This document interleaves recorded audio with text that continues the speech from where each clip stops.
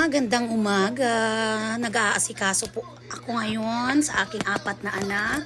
Pero ngayon, busy talaga ako ngayon dito dahil malilate na kami. Magsisimula ang program is 8. So ngayon, nandito, ayan, naglalagay na ako ng sapatos. Halos lahat, ginagawa ko niyan. Paliguan, pakainin, talian ng mga buhok, lagyan ng sapatos. Bilisan mo dyan, Mare. Hindi ko na talaga nila din na makaya ito. Ayan, dyan na kami ngayon.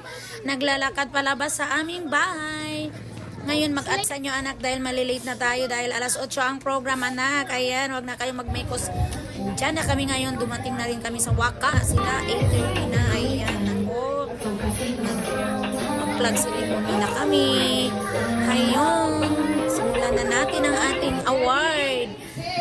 Ito na, mga hintayin. Wait lang. Ayun, naka-award na yung anak ko na si Ariela May.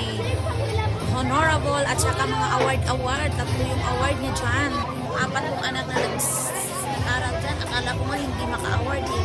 Ito yung si Angeli Ramos. Honorable at saka 5 yung award. Tatlo na ako. Si Angelo, yung junior ko, yan, may award din siya. Ayan. Halika na. Wala yan silang mga study, wala mga ano. Ayun, si Angela ay 3rd honor at saka tatlo yung award niya dyan. So, grabe talaga. Bilib ako sa mga anak ko dito, mga ka-guys. Malapit nang matapos. Ayan ang mga award niyo, mga inday. Salamat mga anak dahil kahit ganyan kayo ay matatalino rin pala kayo, mga anak.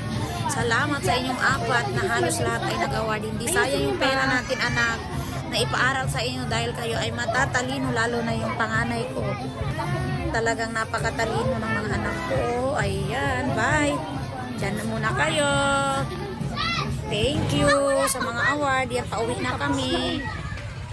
Tapos na yung aming award. Salamat mga guys. Goodbye.